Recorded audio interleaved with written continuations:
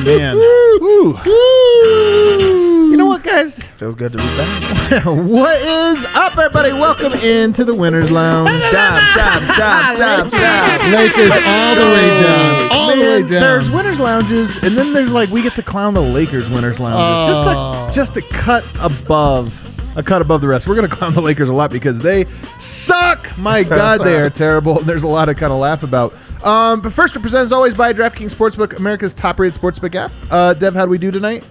We won, and the lock of the night hit again, too. Man, if it's a lock, it's just going to happen. Yeah, that just is what it is. It's the regular season. Also, you don't lose to the Lakers. Yeah. You know? Honestly, it takes a lot to lose to the Lakers. Nuggets explored what it would take to lose to them in the first half. They were like, what if we just missed all of our threes? What if we just didn't run or jump or try? It was like Undercover Boss. And then Yoke's like, it'd be hilarious if I just humiliate Anthony Davis. And It was he hilarious. Right. It was hilarious. To help me clown the Lakers and talk about the Nugs, I got D-Line. Does that what we just witnessed count as elder abuse? It might be, man. Honestly, they're not that old. They're just like LeBron's old. Dude, Anthony Davis, I swear to God, is 80 years old. He is going on 80, I believe. Somehow worse off than even Michael Porter. Over here, we've got Superstar Dev. I mean, I wouldn't call that game fun, but I did enjoy seeing them lose every second of the game. I really don't feel like they were up at any point in the game. It was just they were up one time. One time. They got up by 2 points. That game was frustrating, but also fun. I think the last 15 minutes or so was fun. There was some fun sprinkled in at the end there. That was very fun. But I'm with you. It was annoying early on. Yeah, but there also was one thing that happened in that game. We haven't seen it all year. And it was the first time they brought it out. Bring it out.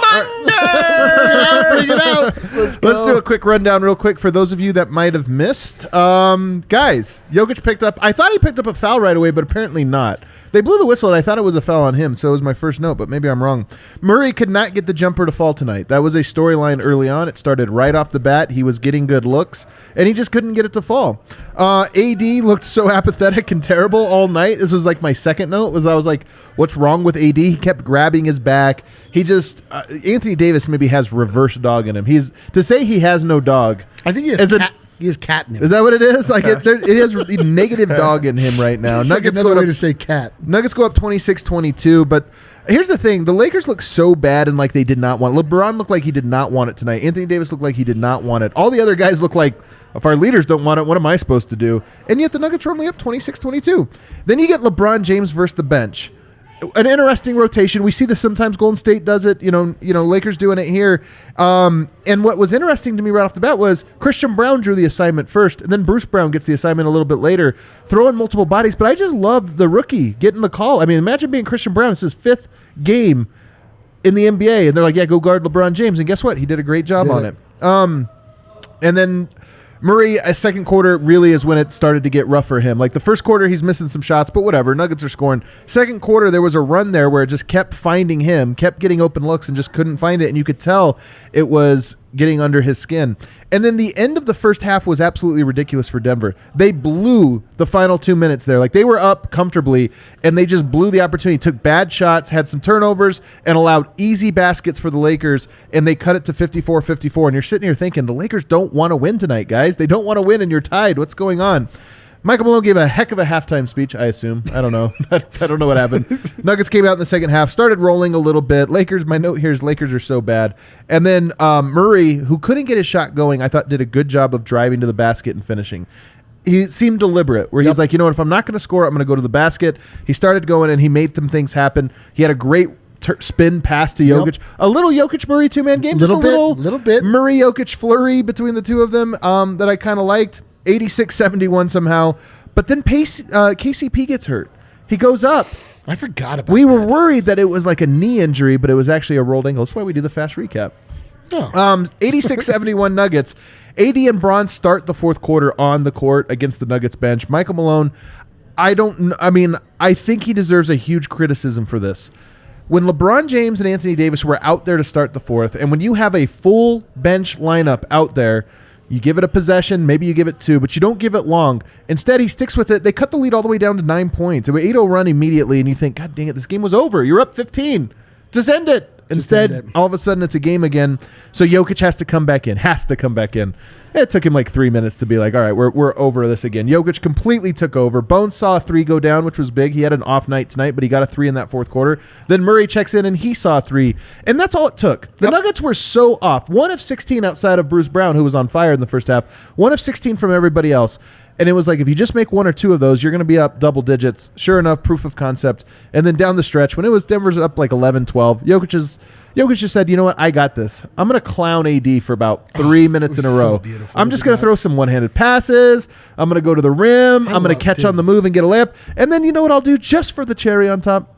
A little Sombor shuffle. Usually, Jokic goes to the Sombor shuffle in an emergency. Yeah. He doesn't go to it like that often. I mean, sometimes when he's really in a groove. Tonight, it felt insulting that he went to it. Yeah, it did. It seemed like it was the icing on the cake. Like, hey, I've already whipped your ass all day. Here goes this. Here goes a little bit of sprinkling. A little Sombor. He's like, AD, like, guys, I have 30. What did he finish with tonight? 30-something, 31, 13, 9. And 9. And 5. No, they only gave him 4 steals. They must have taken 1 away from him. They must have, for some reason. And by the way, he's 12 of 17 from the field, 0 of 4 from 3.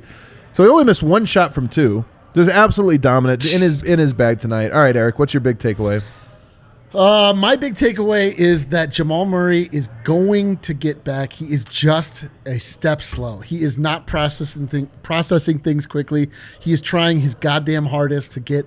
And I actually love that he just kept shooting. I love it. And this was the perfect game to do it. Like, him hitting that last 3 was kind of poetic. Like, it was like a nice little, like, all right, like, let's turn the page. Like, let's start to think about like the next generation or the next iteration of Jamal Murray. Let's get back to that guy that we know he can be. And I mean, I am an ardent believer in Jamal Murray. I just know that this is not obviously like the best he's going to be coming back. He just has to get there. And like, you saw little flashes the game before, and then a terrible second half. And like this, you saw the process was there, but you also saw a lot of times where passes were slow. He was slow, like just not quite in the game flow that he. So Jamal Murray's your top take, though. I mean, I'm kind of interested. Yeah, because I felt like this game was just kind of a throwaway in a lot of ways. Like Jokic was dominant. Like it's just like another Jokic dominant story that it's so.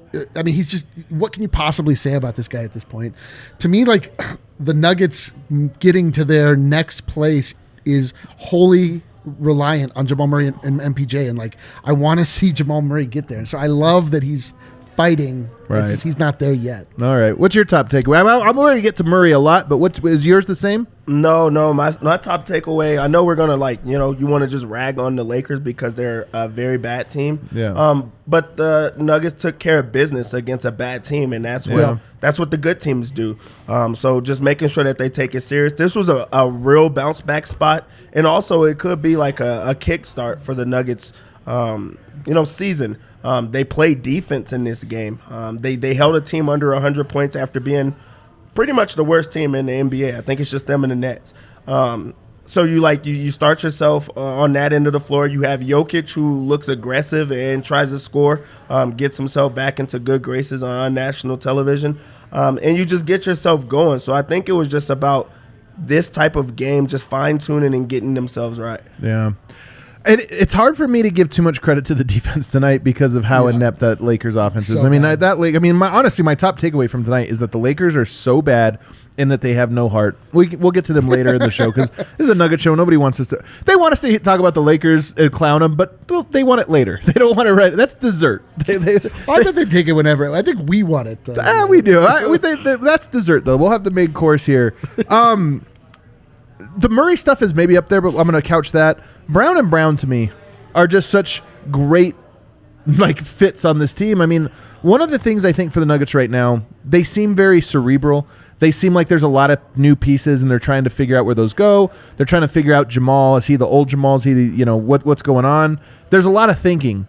The Nuggets need guys that'll run through a brick wall and do that every time. Like bring a sledgehammer to work every day, right? They got a lot of guys that bring a scalpel to work every day. They need a couple guys with a sledgehammer. And Bruce Brown and Christian Brown just are 24/7. We're going hard. And I put this on Twitter. You know, the Nuggets have a new thing this year, the Hubies. If you screw up, it's when a shot goes up, you're either getting back in transition on defense or you're going after the offensive glass and you're putting pressure on your opponent. Christian Brown never has to worry about that. He's going to have the fewest Hubies this year because he's always doing something. Every play he does something. Yeah. And the Nuggets need a little bit of that. They have a lot of the brain, a lot of the skill, a lot of the technique, but they don't have always a lot of the just like guys that just go and crash around. And he's not a bad player. He plays in control, but he just plays hard. And same goes for Bruce. And to me, Brown and Brown, those two guys, man, I if there's a silver lining to come out of the KCP thing, it's that Christian Brown, 5 games into the season, looks like he's ready for a full rotation role, I would say right now. I couldn't agree more. This is the most shocking development to me. You heard all leading up to the preseason. I just thought that there was no way that we would be relying on rookies, but and particularly him, he just did not look like he was going to fit in at all, and the lights just switched for him. Like, he is so confident out there. Like, he keeps doing things that show that he's like pretty unflappable also, which is, I mean, imagine being put on LeBron James, like your first time seeing him up close, I'm sure, like on a floor with him, and you have to guard him. And I mean, he got scored on the first time, but then he didn't get scored on every time. He stopped LeBron James a couple times, and he hit a 3, and he is under the basket. Like, this is the player that we were told we were going to get coming out of Kansas, and it seemed like implausible based on how the preseason, how Summer League looked. But man, like, I'm so excited for where this guy's going. Yeah, Brown is a workhorse, and also just think about it. Every guy has that story about like the first time that they played against a player, especially LeBron. Yeah, his was like, I played him pretty well. Yeah, you know, I had a really good game against that guy, and that's how you get your confidence up a lot more when you have those type of plays. You start showing yourself on the offensive end. He's making his layups in that game. Like, that goes a long way. He knocked down a 3 ball. That goes a long way. And also, he really is a part of this rotation. That's the biggest. That's probably my biggest takeaway on the day. Absolutely. He pretty much doubled. Or he was close to doubling Bones in minutes. Like, they trusted him that much. This also was a game against the Lakers where you're like, hey, we don't have a guy from LeBron. That's what it's been in the past. Right. And now they have a guy that they can throw out there. He wasn't the primary guy against LeBron, but it's another body that you can add in there. And then he's not making a lot of mistakes on offense. He's trying hard on defense. And you could rally around those guys. So yeah, Brown is getting better and better every single time that he's on the floor, and that's as a rookie. So it's just going to come together, and he's going to get better. And it's the size for him, because like the difference between him and say Gary Harris, who's a great defender, but Gary Harris is short. He's 6'4". Yep. Christian Brown is 6'7". I always tell people this. I'm 6'5", so I measure when the guys are 6'6", 6'7". You're like, all right, let me see. Are you a real 6'6"? Let's see it. He is taller than me. Like, he is a very tall guy, and you saw that tonight on LeBron. LeBron's a monster. 6'9", 260 or whatever it is that he is. So, of course, he's still bigger than Christian Brown, but it's not so much that you felt like, we got a guard on him. It felt like you had a wing on him when he was out there, and that was good.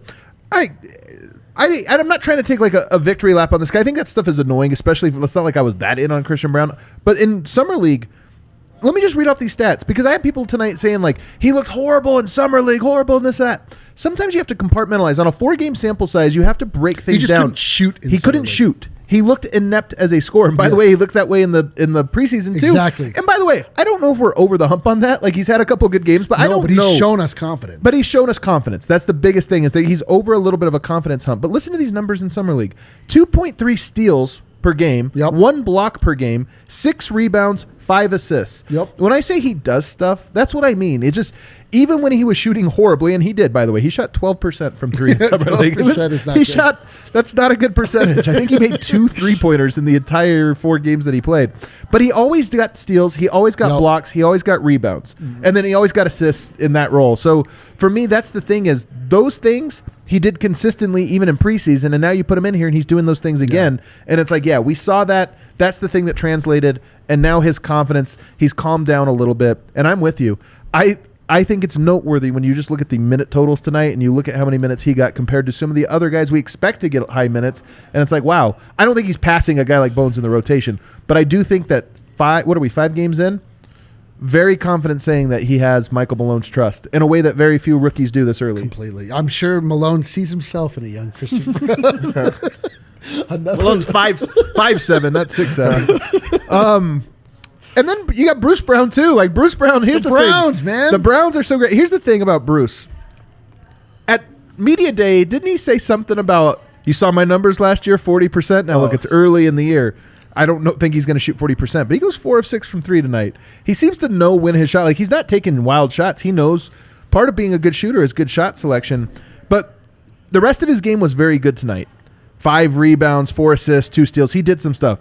But when you go 4 of 6 from the 3-point line when a team is cold, the rest of the team was cold, saves you. Yeah, Bruce is he's confident, not cocky.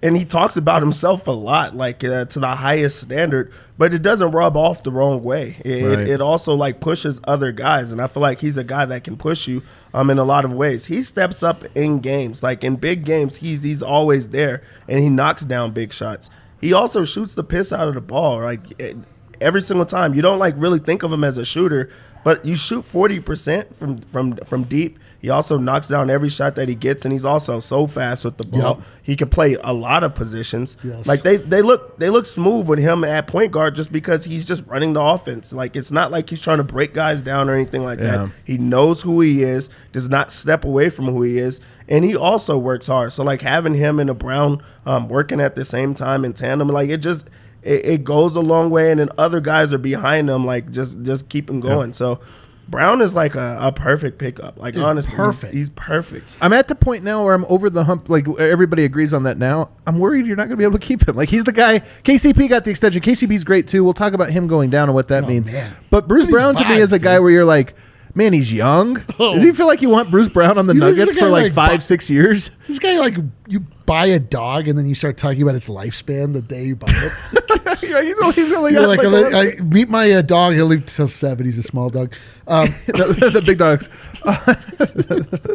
I'll take that to a weird place. What's weird? I mean, like, why are we talking about that? Like, I'm saying he's so. I'm so confident. Now, here's the thing, D-line.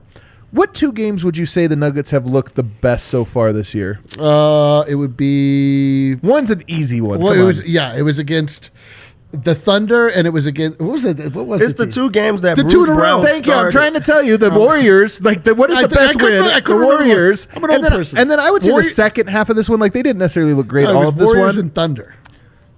My point is, there's something here about the fact that Bruce being in the starting lineup, I think brings out the best in this team. Like, because again, he's extremely smart, extremely unselfish, and extremely competent. Like he can't do all the things that like stars can do, but he can do all the things that are required in this system for that role. And I just look at that and I go, it's a small sample size. I think there's something to that. I think that sample size might get a little bit bigger though, Dev. Dev, you were nodding along here though. You're agreeing with me that Bruce Brown playing with the starters, it just unlocks his full value. Yeah, he really looks good with that. I really think it's because he does not need the ball. Like when it finds the ball, he finds the open spot, they find him. Yeah. He also passes and rotates. He's a cutter. He's just really like a worker. And when you have workers that also know how to get out of the way but step up when they need to, it goes a long way. It makes it easier for everyone else. I just think that he's a perfect fit on offense and defense. Yeah, he's a glue guy that can score. Yeah. So like that just separates him from anyone else and just makes him a lot different. Yeah, I mean, him in the starting line, playing alongside Jokic specifically, he's the guy that runs to the basket. He's the guy that pushes the pace. He's the guy that puts pressure on the defense. Like, Jamal's not doing that because Jamal's, like, not there, right? So, like, to have anybody playing at that top-level pace is, like, changing what the starting lineup can do. But I don't know, like, I feel like Bruce Brown he's either knockdown Brown or lockdown Brown, depending on the night. He was both, man, tonight. He was knockdown Brown. Knockdown Brown. Guys, you know what?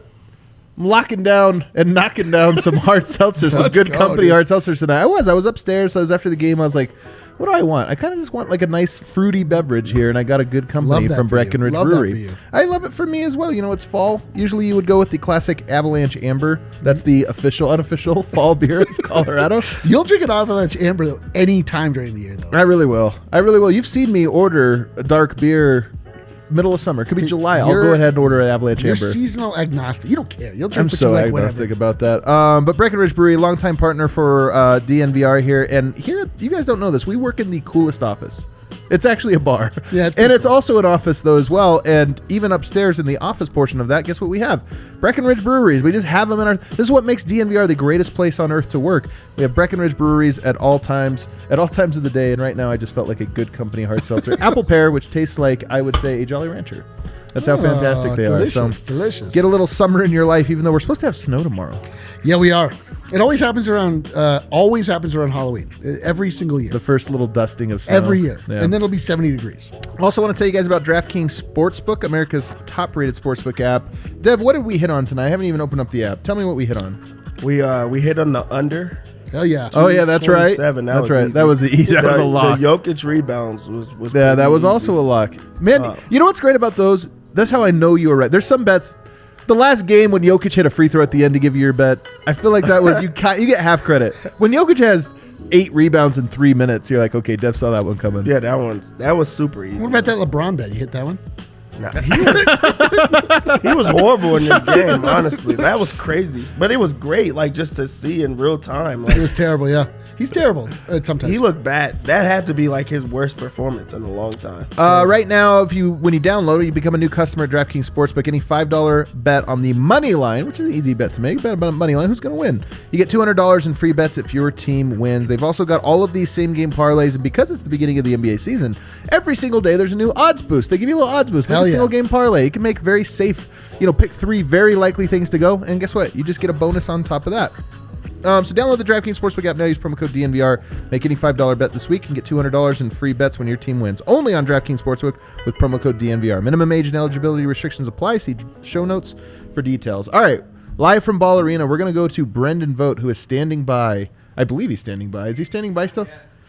Where the hell is he? Is he getting a smoothie? He has not called. Yeah, he told me he called. He told me he was in the waiting room. Yeah. All right, we don't have to go to him right now. Let's just spend another second here on King Yoke, though. Because Oh, God, dude.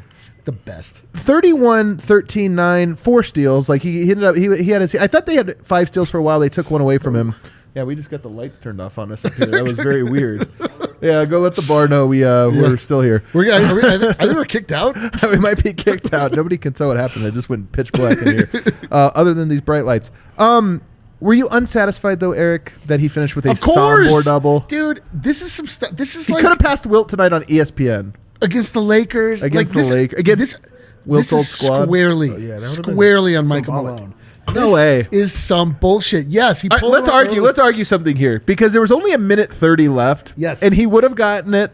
But isn't that a dirty one, Dev? No. Do you Oh. want a triple double? Dude, I would- Nothing about that would have been dirty. He Nothing. got that. The best part about his game tonight, everything that he got was against Anthony Davis. Yes. Everything. There was like not switches. There was not, like him attacking a guy that he knows he could score on or anything. Everything came against Anthony Davis. And also, you said it would have been symbolic. It would have been him versus Wilt's old team. It would have been on national God television. damn it. It would have been, them smacking the Lakers of all teams, like in LeBron. I wish that would have happened. so That would have been mad. awesome. Like I'm just so to actually mad. see that, they would have got to celebrate on the road.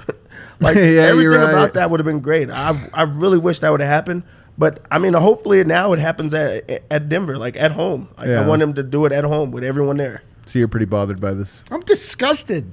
Every now and again, you got to throw fans a bone. You got to acknowledge that there's something happening outside the lines. This was a big moment that could have been a triumphant moment for all of the reasons we just mentioned. The attention. The Nuggets don't get national attention that often. All eyes were on the Nuggets just now. We could have absolutely coronated the king.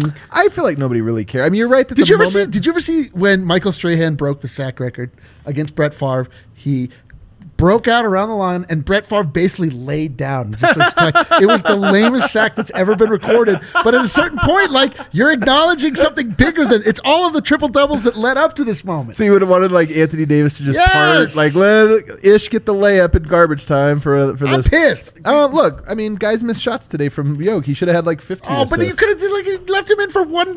Been like, bro, Jokic is gonna get an assist this time. Oh, I like that he got a Sombor double, man. Why Like, do you Yoke- like that? So what does Yoke have this year? 5 games, 2 triple doubles, 1 Sombor double, right? And then one, I don't know what we call the 9, 9, and 9. He had his first game, yeah, it's trash game, but his first game, nowhere near a triple double. 4 since then, all within like one stat of the triple double zone. Like, I don't know, man. This is. I think it's easy for him right now. I do think it's easy, and that's why I want him to be more of this, being the guy that is just give me the ball and everybody else, like, I'll find you, I'll operate around you, but I'm going to score when I want to, and I'm going to go at guys. Like, this was a game that I felt like he not took it personal, because I really don't. I think he sees past Anthony Davis at this point. That used to be like a big thing. I even heard that Stephen A. Smith said that he'd take a healthy Anthony Davis over Jokic today. What does it even He's mean? clearly drunk. But really, I just think that this was like, he was like, all right, let me show you guys who I am. Let me prove to you guys like why I'm the 2-time MVP, the best player in the world. So I just wish that he did more of that, and hopefully these games like remind himself like, yeah, let's just get back to like that feels good, it's fun. Yeah. KCP did go down tonight. What was his night like before? 4 of 7, 3 of 5 from the 3-point line, had 13 points, 4 rebounds, 1 assist, 1 steal. When it happened live, we thought it might be a knee, and we were worried about it. On replay, very clearly an ankle. You hope for an ankle injury, especially a guy now he's 30 or 29, I think. It's probably not the end of the world, but it is something. It probably does. And Denver's already a little shorthanded with Michael Porter here. What do you expect, Dev? And if he has to miss, let's say 2 weeks, week or two. For them to continue to figure it out, they have other guys that they could throw in there. There's other people that could step up. So maybe you just see what it looks like when you're just missing a guy, and maybe that reverts them to the offense of just playing free and just going through their main guys. I think that's a good thing about KCP as well. You don't need the ball in his hands for him to operate, so it's not like you have to change your offense or your scheme or anything like that. So like hopefully other guys step up and they're knocking down shots, especially their 2 best shooters would be down right now with MPJ and KCP. Hopefully MPJ is back soon. But yeah, it's just a different look for them. So I don't expect things to like fall off, even though we did see a little bit of that in the second half. But I expect for them to just have another guy. Yeah. What about Jamal Murray? Let's get to him tonight. As you mentioned, he couldn't get anything to happen from 3. Are you trying to tell me that Vogt is here? No. Did Vogt go home? 1 of 7 from 3. He did get that last one to go, thank God. I think it would have been a little bit – it's weird to say, but like 0 for 6 and 1 for 7 feels like really different. Here's my thing with Jamal. All summer, all preseason, you're like, hey, it's going to take some time. He's not going to be that guy right away. It's probably going to be 20 games. Yoke comes out and says 20 games, he's probably going to be bad. I didn't even think he was bad tonight. He just couldn't get his 3-point shot to fall. And he had a couple bad moments. He had some really bad moments early on. But again, it's tough because I see a lot of like he needs to be coming off the bench. I think those are all fair arguments. I don't think that's crazy. I just want to say we're 5 games in. And 5 games ago, we all said we were expecting this. Now that it's happened, you're like, oh, no. Oh, there's nothing. Like, the passage in time in sports takes is the most hilarious thing when you're like, again, for football, you're like, we'll just give him 3 years. And then this 5 games into this Broncos season is the longest time I've ever spent my entire life. You can't be patient because, like, it's misery when your team is losing. Yeah, and, like, you want to not feel miserable. Yes, it's 5 games in. Yes, of course. Like, he's just going to get there. It's like him hitting that shot I felt like was – it felt like he was unburdened. Dev, you I know we're especially on Murray, in this game. What do you see from him, and at least how do you analyze what where he's at right now? I do think that he's like starting to move better, and more confident in his movements. Because there was like a couple of plays in the last game where he's falling and just like not right where he's supposed to be. But there's also like the passes are not there. The rhythm is like off, like, and it should be.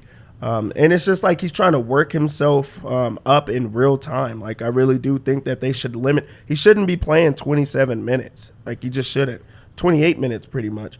Like, I think that there should be small stints to work his way back up into it instead of him having to come back late in games and just go through the motions. So, like, I want him to get healthy while he's also playing, if that makes sense. So that's why I feel like they put a minutes restriction on guys so that they could get the real-time experience, but also they're not overworking their body and playing them for these 27-minute games. And then if it's not on back-to-backs, he's like just overworking his body, and I don't want him overworking right now. So I don't think that was a bad Murray game if he doesn't miss all the three-pointers and just, gets to the – we saw flashes of good spots. We saw up and unders. We saw the big, the big guard. We saw a dunk that he really shouldn't have. That looked like a layup that he just went around and just slammed it down. Like, you could see that he is still there, but he's also not where you want him to be. One of the things about Jamal D-line is that he has great footwork, and we see this on the interior more than anywhere. Like, the step through is like just like he just has great body control. But you really notice it on plays like that 180 pass that he had to Jokic, which is something I'm sure he's never done before or practiced. But when you have good footwork, you're able to improvise in real time. And that's the thing from Jamal that I think has stood out in these 5 games. He hasn't made shots, and there are things that are off. But he has that. There's something special about a guy that can just like figure out the angle to make a thing happen. Yeah, I mean, I think, like you said, his body control is like really where it's at, and it's cool. I also like to see him like just playing tough on the inside. Like, he's not shying away from contact. He's like, monster dunk tonight. Yeah, he's getting frustrated. He's like playing like that. I mean, I feel like it's gonna first his power will come back, and then his finesse will come back. It's like, and so we're just in that place where again we're just rooting through Jamal's like confidence building process. The one thing I will say though is that we are 5 games into this. Like 20 Jokic almost like inadvertently set the time frame. He's like he's going to suck for 20 games. We're a quarter of the way through those 20 games. And Murray even talked about this when he talked about his rehab, is that you have to kind of always look at where you were, because you need to like, that's the thing you get confidence from, is like, hey, a month ago you weren't doing this, you weren't doing that. And the one thing I'll say with Jamal is that's what I want to see over these next 5 games. You want to be able to say, okay, the first 5 existed here. What happens in these next 5? I want to see him go a little bit faster, under control, but it'll pick up the speed now, because sometimes you have to play at a certain speed to get used to playing at that speed. And I just think he kind of has to pick it up in that one way. But the shots, look, he's not going to be slow forever on these 3-point shots. And if he hit 1 or 2 more tonight, Nuggets win by 30, and it's a completely different game. All right, let's go to Live to Ball Arena. I know we have Brendan Vogt standing by there. Oh my gosh, look at this. Is it the club? Are we clubbing at Ball Arena? What's happening? What's happening, fellas? Can you hear me? Can you hear me good? Yeah. Of course we can hear you. Yeah. Well, and you're so close. It's so funny, the setup you get. Is this a phone? Is that what? There it is. Is it a phone? I'm on the phone. Okay. I'm on the phone. How was? Let me ask you the first part. The important thing dude, here. It looks bad. Yeah. Let me ask you the important thing. How many Lakers fans were in attendance tonight? What would you say the breakdown was? Great question. I think it was more than you might think watching at home. And here's why. They didn't get a lot of chances to cheer. Yeah. Every time LeBron dunked, it was very clear that there were maybe 30 to 40% Lakers fans in here. Yeah. But you just couldn't hear them in the fourth quarter. I'll say that. So they showed up, but what's the old saying I'm looking for? Oh, they took an L on the way out. That's right. They did take an L on the way out. I'll bet you like more than half of the Lakers fans that showed up tonight had no idea that the Lakers absolutely suck. They were probably like, what's wrong with us? Let me see our record. Oh, my God, 0-4. They were really confused to see KCP on a different team. It's so true. All right. What before you get to the coach, what notes do you have from the arena? Any other things? I thought the Nuggets crowd has done a good job at the home games I've been at. When the team gives them something, they react, they get up, they cheer. There's been juice in the building. There's just been some understandable lows when the Nuggets are not taking it seriously. But I think Nuggets fans have done a good job this year. Nice to be back around. And there's going back in the locker room again and stuff, there's a renewed sense of normalcy right now, I think, behind the whole operation, which is nice. Yeah. You also, real quick before you get into the game, you watched Michael Porter. I know that's been a big question around everything. And you were in the group chat at least saying, like, this dude doesn't look hurt at all. Like, what's your report on? I know this is an unofficial report, but what were you seeing from him pregame? I also have a report, so if you want, we can use this as a segue. Let's go unofficial. Man, that was great.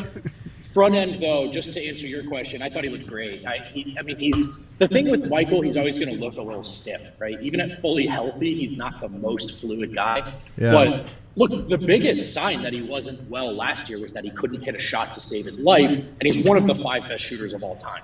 So that's just a fact at this point. It's a fact. I mean, I take. Please refute it. Listen.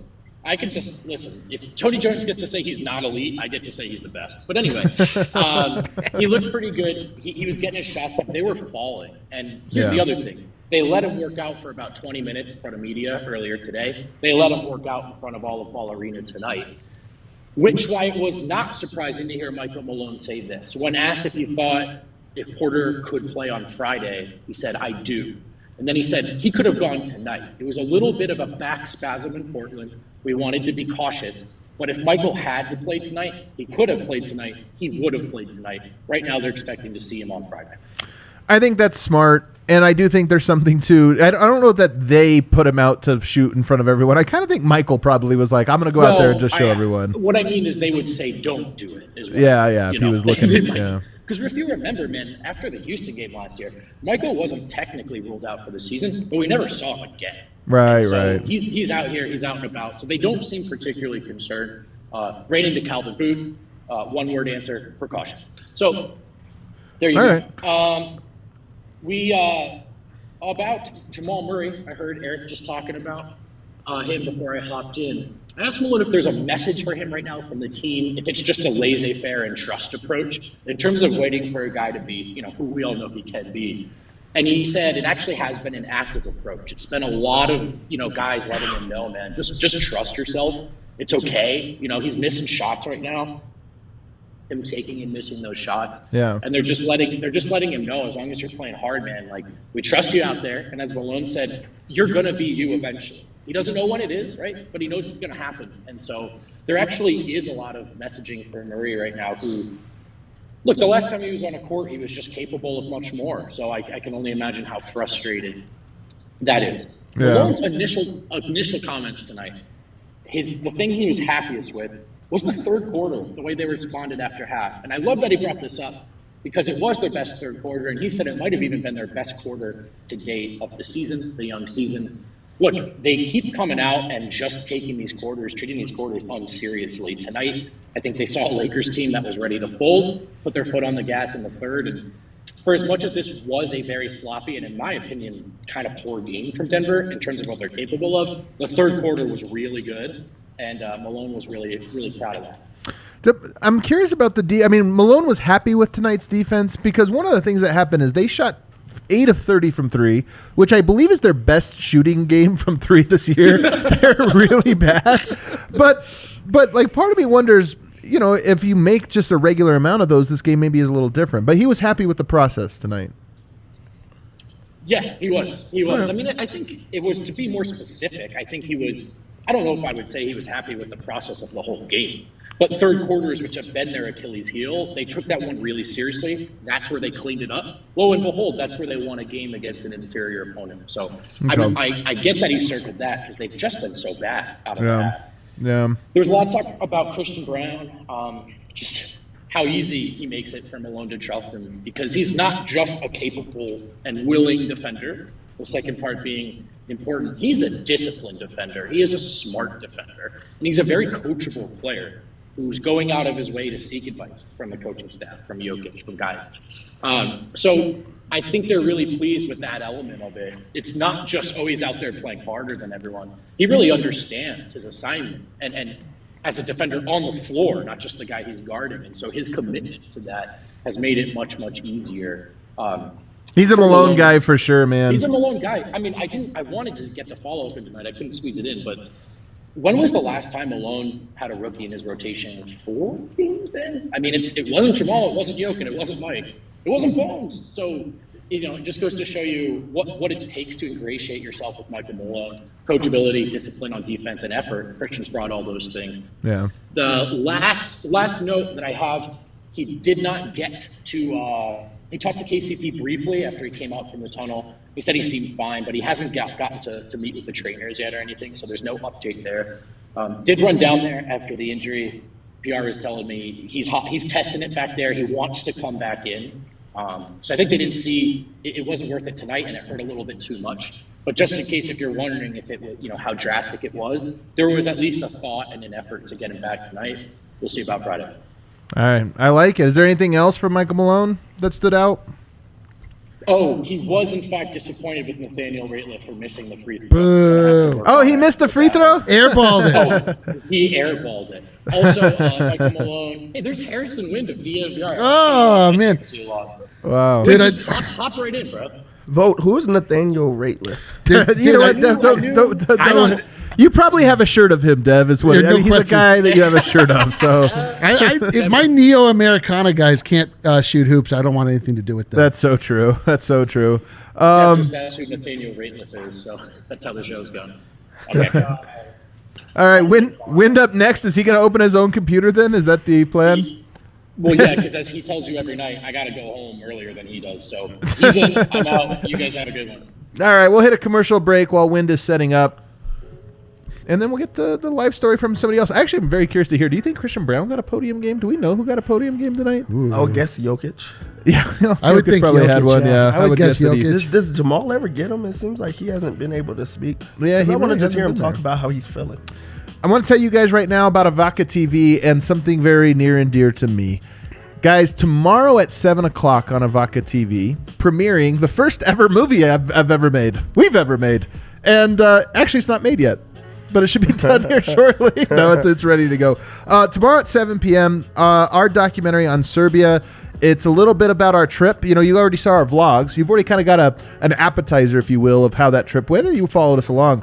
But there was a lot of interviews that happened that you haven't got to hear about. Mishko Raznatovic, Jokic's agent, who tells these stories about Jokic, discovering Jokic and the plan that they put in place when they first met him. And there's some stories that you've heard a little bit about, but you've never heard them in this detail and with all of these different notes here.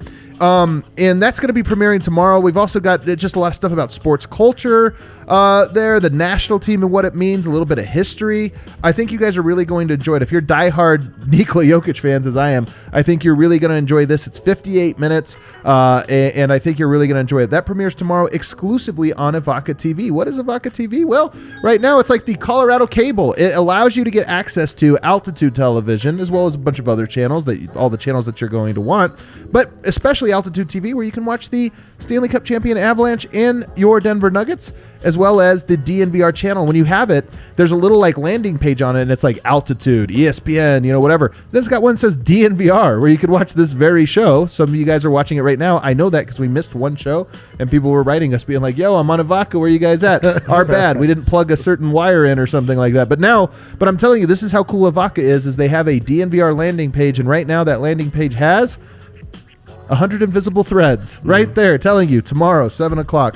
So check them out, guys. They're a really cool partner of ours, and you can get the $25 a month. You get all their channels plus $5 a month for the receiver.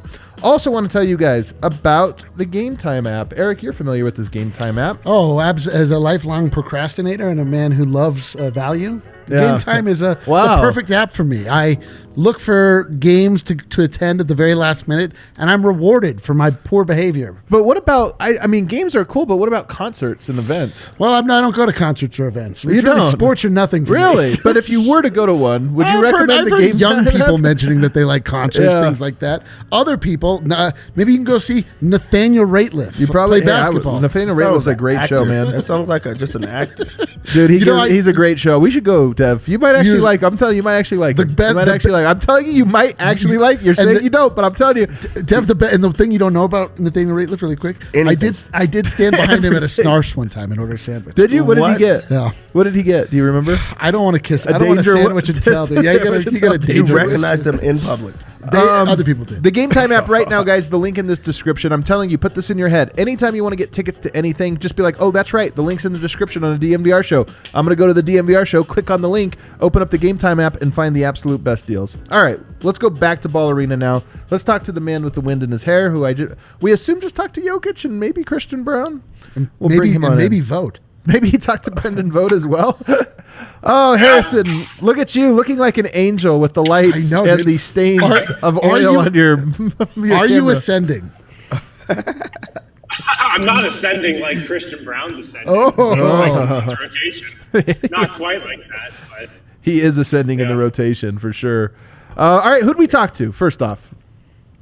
Jokic and Bruce Brown. Bruce Brown. Okay, that makes sense. He also had a great game tonight. All right, let's start with Jokic. Nikola Jokic was wearing a great suit today, by the way, an absolutely great suit. Okay. Different man. Jokic talked about how he really likes Christian Brown, how he's a big fan of him. He talked about that a little more today, and just how Christian Brown really wants to learn, and that's the thing Nikola Jokic likes most about him. That he just wants to learn to play the right way. That means a lot to Jokic for sure. And Jokic also said, look, he's not afraid to ask the stupid questions, which I thought was a great line. And it's like classic Jokic where it's like so true, you know? Like it is, but it's also an insult. Like, Kale, if I was like, you know what I like about you, Kale? You're not afraid to ask dumb questions. What I like, no fear of that. I heard you say that to him. yeah, we always tell Kale we love that he has no problem looking stupid. Yeah, you're so comfortable looking dumb. Like, that's what I love about you, man. That's great. Great trait. It's silly. Other people will be embarrassed talking the way you do. Jokic is like me, a bully.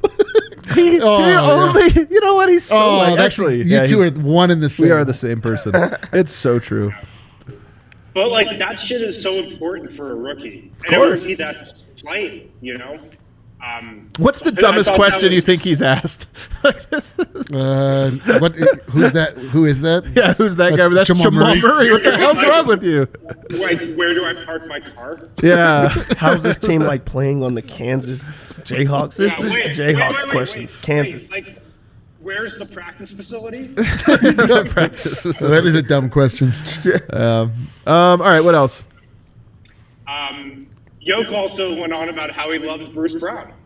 And he said his favorite part about Bruce is his crazy, that's a quote, his crazy energy. And it doesn't really matter what Bruce does in practice or a game. If he makes or misses a shot, he's always jumping around. He's always, like, yelling at people. He's always bringing this energy that Jokic just loves. I love that, man. Hell yeah. Brown and Brown. Dude. Last year we thought it was green, but no, it's brown. The Browns are so much better than the greens. So going much through better. all the colors. We're going through all the. We also got Jack White just in case. Yeah, at a certain point. You're just like, let's cut all bases. Yeah, at a certain point we had brown, green, bones, and yolk on the floor. All right. Thanks for that. Thanks for that detail. I didn't notice that.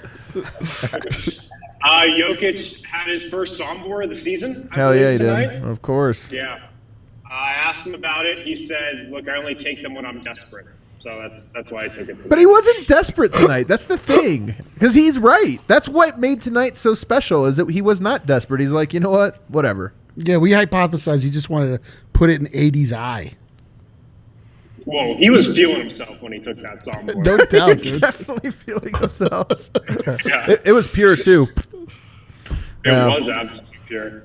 Yeah. So we also talked to Bruce Brown as well. And Bruce Brown had a lot of good things to say. So the Lakers' game plan coming into tonight was apparently to let Bruce Brown shoot threes. Apparently the Lakers were calling him a shift guy, meaning their game plan was to close out short to him and make threes. And then, of course, Bruce hit like 4 threes in the first quarter. Yeah, great game plan. So, yeah. Well, so LeBron started talking shit to him. He was like, oh, like, you're happy you're making some threes, yada, yada, yada. And Bruce Brown said his response was, your game plan ain't working, sir. Wow. End it with a sir. I like that. Yeah, respect. Yeah. Also, this was good from Bruce. Somebody rattled off Nikola Jokic's stat line when they were asking Bruce Brown a question. And Bruce Brown had no idea Jokic scored 31 points tonight. He was like, wait, what? He had 31? No way. He had 31? That's a dumb question. He wasn't watching? That's a dumb question. Oh, it's not that he wasn't watching. I just think Jokic, to us, like, we know how easily he scores and how, like, we can be watching a game and we're like, oh, Jokic has 28? Like, Jokic has 35 all of a sudden? So I think it was one of those for Bruce Brown where I don't know if he's used to that, where Jokic can just put together a 30-point game like that. And he pretty much just said, look, no one can guard him. It's that simple. And then Bruce was talking about the defense as well tonight. And he said, look, we can be really good defensively, but we don't talk as much as we should. We need to communicate more. Thought that was pretty on the nose. Okay. Because there were a lot of times tonight where, and you've seen this season, but Denver, when they have defensive breakdowns, there's just this general look of confusion on a lot of guys' faces. And I think a lot of that is communication, but also just, I guess, maybe not knowing what they're supposed to be doing. So I thought that was interesting. A lot of new guys, you know. I mean, that's just the one thing about the Nuggets that I think is a little under the radar is there's a lot of new guys, and some of that defensive chemistry is like some of the defense. I think just comes down to that. It's just a lot of new guys. You got a lot of chemistry on the defensive end to learn. Yeah, and then Bruce also was talking about Christian Braun. He said his advice to him has been on the offensive end. He said his advice to him is in transition, just dunk everything. He said Christian Braun might have the most bounce on the team. I mean, Aaron Gordon's on the team. Jeff Green's on the team. Yeah, but maybe. His first notion was Christian Braun. That's incredible. All right. Yeah. That's all I got from those two. All righty. Well, good stuff tonight. Wynn, you got any parting thoughts or any final thoughts? I had no results. Matt Ryan, is he the third most important player on the Lakers? That's your guy. We know it's your guy. We know, dude. Classic Wynn guy, Matt Ryan. Loves the Atlanta Falcons. Why would he like someone like that? Fairview High School alumnus. Get home, buddy. Get home safe. We'll see you tomorrow. Why don't we bring on Marena right now? You want to hop on the show? Eric, get out of here. Get out of here. I mean, come on, Eric. Yeah, get out of here. No results found. You guys, one of the queens of the chats. Hop on in. She's been in town from, is it Detroit? Was that right? Did I screw that up? Bring this one on nice and close. Were you at the game tonight? Yes, I was. I like that you also, you got the red headband too. Yeah, I had to be headband Jokic. You had to be it for tonight. And you were the good luck charm because he absolutely went off. You've been to a Nuggets game before though, right? This is your second trip? This is my first time to Ball Arena, so I saw the home opener. Oh, and then I saw right. it tonight. And then you saw this one. All right, what are your impressions of Ball Arena? It's so nice. You think? Yeah. I think every NBA arena outside of like 4 is the exact same. I mean, yeah, Little Caesars is about the same. Is that what it's called Detroit. in Detroit? Little Caesars? Little That's Caesars just tough, Arena. man. You went to both games this week. What was the difference in the crowd experience in those two games? There were more Lakers fans. And There were some on the other game, but tonight they really were a lot. I mean, I didn't see any Thunder fans Right, in the first game, but there were like enough Lakers fans where like they were cheering and you could hear them. Yeah. And it was really annoying. Yeah, they all look the exact same, don't they? Yep. They dress the exact same. They have the same look to them, same style. We'll just stereotype you. Lakers. They're all doing this. They're all looking confused at the scoreboard. All right. What else? What stood out to you tonight? What's your big takeaways? I'll let you just be a regular panelist. Okay, my big takeaway. I think it was really Christian Braun. Like, I wasn't expecting for him to get so many minutes. Yeah. And then he did a really good job on LeBron. Yeah.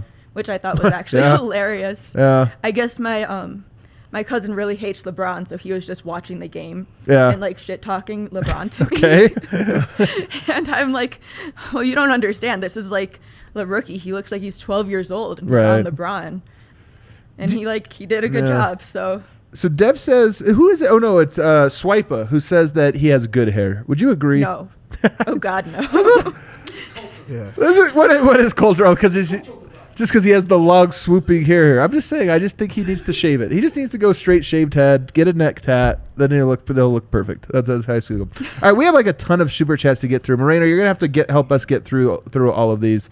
Hopefully, there's some question marks in. David Walker says Adam adds 1 to 2 inches to every Nuggets' height. It's not true. It's not true. Yeah. He's 6'7", isn't he? Is he 6'7"? Was that what he was? How tall do you think I am? Dude, actually, here's the truth. Anybody below like 6'2" to me, they're all the same height. I have no idea. So you're not 6'2", you're sub 6'2". Not right.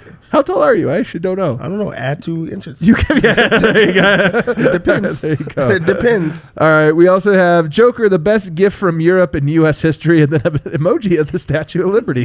Just Call back to the intro, to the Oh, that's right. That's a little double meaning there. Jeez, Josh, that was money well spent, brother. That was a great comment. Dylan says, can CB's nickname be the Marena, how do you feel about that? Hound. Can Christian Brown's name be the Hound? The Hound.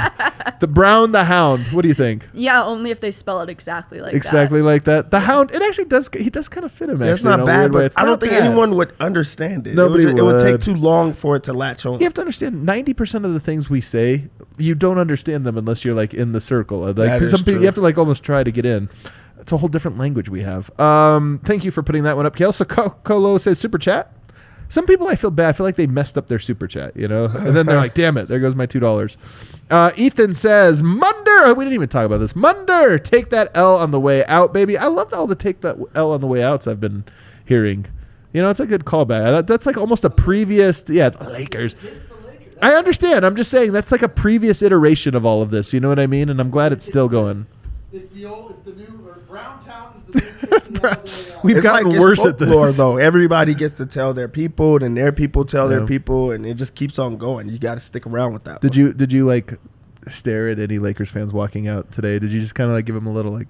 Oh, I was waving at them. You were? Yeah. You were really antagonizing? Yeah, the guy in front of me, he was for some reason cheering for both teams, but he was getting kind of annoyed with me. He was cheering for both teams? Oh, he had a good game. That was annoying me, first of all, but then like I was That's so yelling, lame. you suck, Yeah. at LeBron because he kept missing, so every time he missed, I yelled, you suck. Yeah. And he kept trying to tell me, he doesn't suck. Oh, wow. Like, Yeah, anybody that's All right, arguing like buddy. against LeBron, who we know who he is at this age, at this stage, like, come on, man. Mansplains hate. the guy with the mullet. Actually, LeBron's pretty good. He had a mullet. He had a mullet? Yeah, that's all you need to know. Wow. It's like the Rob Lowe NFL hat, where he just has the NFL ones. Guy cheering for everybody. Like, what are you doing, man? Come on. Astray, or Ashtray, I'm not sure, says, I hope Brown knows how much the fans are behind him after these first couple games. He's a goddamn dog. Here's the thing we've learned slowly over the year. I feel dumb, Dev, for learning this lesson slowly. I've been at this 8 years. They all see everything. They're all watching the show right now, including Christian Brown. He's like, are they talking about me? Why do they keep saying Browntown? This sucks. What else do we have? Shane says, that was the strangest basketball game I've ever seen. More like pinball. Turned it on late, though, and great to be back in the bar and see y'all. Hell yeah, man. Wait, it was strange early on. Yeah. I thought it was just me that thought it was strange. Really, it was.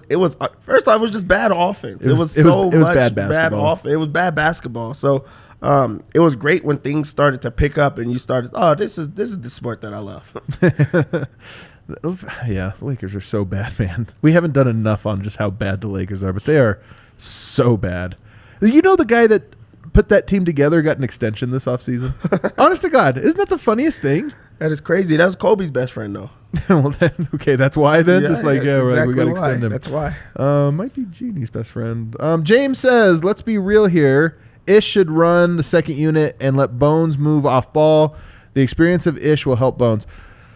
I agree with this. Like, Bones it's interesting because he's in a bit of a funk right now, and I think that personally I agree with this take. Like, Bones, to me, some of this is he has to figure it out. He needs to be better at certain things, and he's a young player. He will be. Experience is an important teacher. But some of this is I do think he's in a tough spot. Like, I don't think things are easy for him. And I think great players don't need the situation. They figure it out, and it makes them better. And I think he'll eventually get there. But it is worth saying that the second unit doesn't make a whole lot of sense, and he looks his worst when he's playing with them as a unit. For sure. And also, really, this is a year that he gets to take in being a point guard, playing on ball, and it's in his second season. So, like, this is a learning year, especially with – I really don't know if there's a way that you can shine when, he has to be with DeAndre Jordan a lot of times. You don't like that, huh? I don't like that pairing. Yeah. I think that Bones makes him a little bit better or Right. manageable. But also, like, I just think that that's a tough, really, like you said, a tough spot to be in with that second unit, and it has been the last couple of seasons. Yeah. Hopefully Bones, gets it together, but I'm not too surprised by it. I'm also not that concerned. I know some people today were saying, I saw a comment in the chat earlier that's like, he's the new Barton, just takes too many shots. Well, first of all, this is what I mean. He's in a tough spot. That second unit doesn't have a lot of natural scores. In fact, early in the game, he was out there. The second unit was out there, but Bruce was out there, and Bruce hit like 2 or 3 threes in a row, and it disguised how inept the offense was. And again, I just think that one, you got to find an identity when you're with that second unit. They don't have that figured out yet. And then two, he's in a tough spot. But again, I think he'll figure it out. I'm not too. Bones is one player that I think I'm less concerned than most people are. Even though I think, he hasn't been very good for most of these games so far. 3 out of the 5 games. Tom says Davon Reed midi pull-up was not it. You got to be pissed off about Davon Reed to send a super chat. What's your take on Davon Reed? Like, because he's not a main guy. Like, how do you feel about Davon? I liked him last season, but he hasn't really done that much good this season yet. But it's still the beginning. But I don't know. Last season, like, the second unit just sucked so bad. So, like, he looks better than he does now, just in comparison. He's like a shot maker, and I don't. When he's not making shots, like, he takes some of them sometimes where you're like, what is going on here, man? Like, I don't know. Davon seems like a really good dude, but I do think of when you look at that second unit and you start to make tweaks, to me, he's the easiest and most obvious, like, okay, try a different piece there. Let's see what happens. Maybe it's Ish. Maybe it's something else. We'll see. 3 card says, forecast calls for a Murray flurry in the next 5 to 10 games. AD is very lucky Jokic isn't much of a trash talker. Total humiliation for Mr. NBA Top 75. Man, it's so true. AD, man, AD's on my hate list. Like, he just is, and it's because I don't like wasted talent. And I feel like there's a lot of wasted talent with him. He has 0 dog. It's almost shameful how little dog he has in him. When watching it live today, were you almost like embarrassed? It was so funny because he like made this whole big thing. He like grabs his back and like hunched over and like won't move. And then 2 minutes later, he's fine. And I'm like, buddy, come on. Like, you can just acknowledge that you suck without pretending. And he was getting done bad all day. So like, you holding your back but not coming out of the game. Like, are you hurt or is your feelings hurt? Yeah, exactly. That's what I thought. He was so bad. It was awesome. I can't imagine rooting for AD, standing AD. Oh, must be dark days.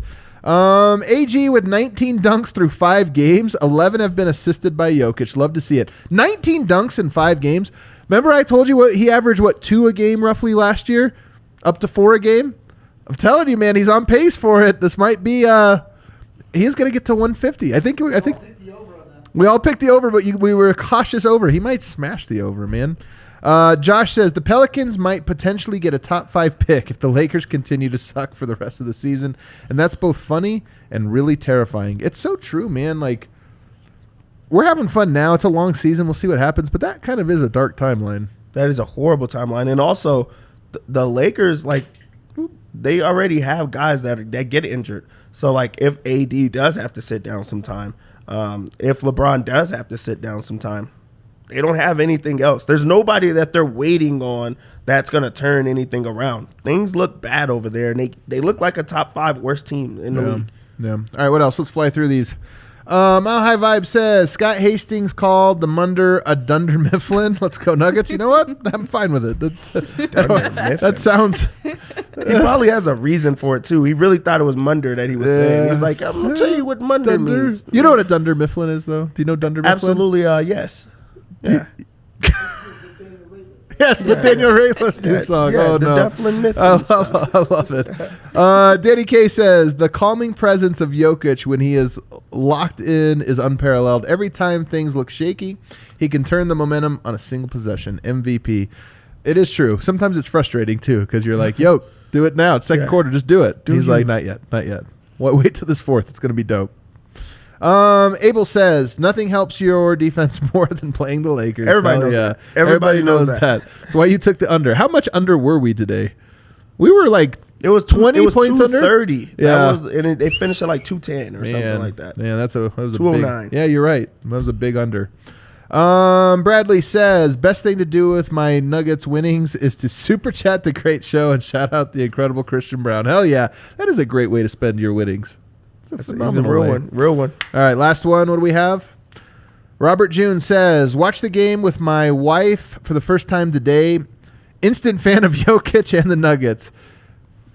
Cool to see anybody watch Jokic once and understand it. It's so true, man. Like, This is the thing about haters of Yoke. I'm always like, just watch him. Don't watch the highlights. Don't watch First Take or don't listen to Nick Wright and that's how you consume him. We know that's how some people consume him, through narrative. Like, just watch him, man. Just have fun. He does funny shit. Look, and then also from like a perspective of someone that does not know anyone, she probably only knew LeBron. Like, that was it. You just go, like, if you don't know any other names, like, who is that guy? That guy is whipping his ass, for one. Right. And also, he just looks really good. I have to be a fan of that guy, whoever he is. Right. Yeah. So those were good. Do we have any more? We got 2 more came in. All right. We got Munder Difflin. I like it. You know what? We might need a Munder Difflin shirt, Eric. We might need a novelty knockoff Munder Difflin shirt. That pass falling out of bounds by Yoke was sweet. I think you're talking about the left-hander at the end. I don't think he was falling out of bounds, but he did throw the most casual, just like lefty bounce through the defense. It's like not his most impressive pass, but it was in terms of how casual it was. And also, you're going like through the lane with like the top athletes in the world, and it was perfect. The one to Jeff Green, right? At the end, towards the end there. Here's the thing about Yoke. I saw Nate Duncan put this out where they're like, Yoke's the best passing big. I think Yoke's the best passing big of all time, but he might also be the best, I can't remember, cutting big. Because Jokic really has gotten good at catching the ball on the move. It's one of the things he's added in the last year and a half or so, and he uses it actually pretty frequently. But then it got me thinking, what are all the areas he's maybe the best of all time for a center? So the best passing big. I don't know if he's the best cutting big. I don't know if we can say that, but he's certainly a good one. Here's one thing I will say, though. He's the best floater zone scoring big of all time. I honestly believe that. His numbers, he's led the NBA from floater zone in makes, like a lot in his career and percentages. I think he's the best floater zone big of all time. He might have the best hands of all time. And I mean this sincerely, like just catching passes, catching loose balls, catching rebounds at weird angles. I've never seen anybody have that, a big especially, that has hands like that. So I think he is that. So when people talk about him as a good big, and then on the post, he's maybe not the best post up of all time, but he's great. He's got all these different skills, but he might be the best at these like 3 or 4 individual skills. Man, I love when I make a point I'm good not that nobody can even say You're just that. so good sometimes. All right, let me start the outro music there, Kel. Marena, I want to get a couple from you, just a couple fan questions here. What is your favorite Jokic game? Headband Jokic game. It had to be. Yeah. Why? It was just so crazy that it happened, and everybody in the arena seemed so excited. I was at home in Eastern time zone, so it's pretty late, and I was just like in my room, just over the moon. What do you like during games? Where are you watching, and what's your energy level? I usually watch in my room, and my energy level is really high when we're winning, and then when we're losing, I just kind of like sit quietly and get really pissed off, which sucks for morning games, because then I'm just upset the rest of the day. Right. Everybody has a scapegoat. Like they're the one guy that they're like, he's the guy. It was Will Barton in the past. Yeah. Who's your scapegoat? Well, I guess last season it would have had to be Facu, right? 'Cause he was just everybody's scapegoat. It was just easy. Yeah. Because you could just point at the numbers and it's always like a negative. But I don't know. I guess this year, like everybody kind of wants it to be DeAndre Jordan, right? Like, yeah, he's the easy one. You're right. Everybody does want it to be him. I don't know. He hasn't really upset me that much. Honestly, right now it's like just Bones and Murray just getting their legs under them. Yeah. I mean, but that takes time, so it's okay. And it's not like you're mad at either of those two guys, Like No, that's the thing about them. You're just almost like more. You don't have quite the confidence in them that you usually would, and so it makes it kind of hard to be like, I don't know if we're gonna have this here. Give me your top 5 nuggets of the Jokic era. Jamal Murray. He's number 1? Yeah. All right. Jamal Murray, number 1. You have to assume Jokic is in here somewhere. Maybe not. Well, wait. I thought you meant including Jokic. Okay. Oh, okay. Maybe Jokic is number 1. Jamal is number 2. Okay. I really love Bones. Okay. Are we just going like I love your honesty here, because just a second ago Bones was a potential scapegoat. Now he's number 3, which I just love. Yeah, this is I'm not talking about skill. I'm talking about who I love. Yeah, okay. All right. All right. We got 3. I really liked Paul Millsap because I liked how we could just call him Dad. This is an incredible list so far. I love it. That's why, because we can call him Dad. It was the funniest thing when he didn't get signed back onto the Nuggets. My youngest sister, she became a fan because of me, and she loved Dad. So she comes into my room one day and she's just like, I can't believe Dad is leaving. I'm so upset. And I thought she was talking about my dad. Wow, gee. I was like, what? Where's Dad going? And then I realized she was talking about Paul Millsap. And I was Oh like, my God. okay. Absolutely ridiculous. All right, you got one more spot to fill. I can't believe Paul. This is an incredible list. Bones, Murray, Jokic, Millsap. It's going to be like Trey Lyles or something. That was before my time. Okay. Who am I missing? I mean, Michael Porter, Aaron Gordon, Gary Harris. Aaron Gordon. Aaron Gordon. Yeah. AG. He just seems, he and Jokic just, Yeah. the injuries last season made it so that they could get really good chemistry. Yeah. I think it's a solid list. It's a really good list. I like it. 4 obvious picks, 1 curveball just to be edgy, just to be a little bit unique. You got Dad in there. I approve of it. Nuggets smack the Lakers, embarrass the Lakers. We get a Sombor shuffle. We get a Sombor double. We get a little bit of everything. We go to Browntown twice over. It was a good Nuggets night here on a Wednesday. But guess what? We got more Nuggets ahead. We'll be back tomorrow for a brand new show, 2 o'clock. We got Friday. Who do they play on Friday? They got Utah again. And then they got the Lakers again? What a weird opening schedule. You just play the same teams. What a weird thing. We'll be back for all of it. Hit that like button on the way out. Evoca TV tomorrow, guys, 7 o'clock. We'll see you then.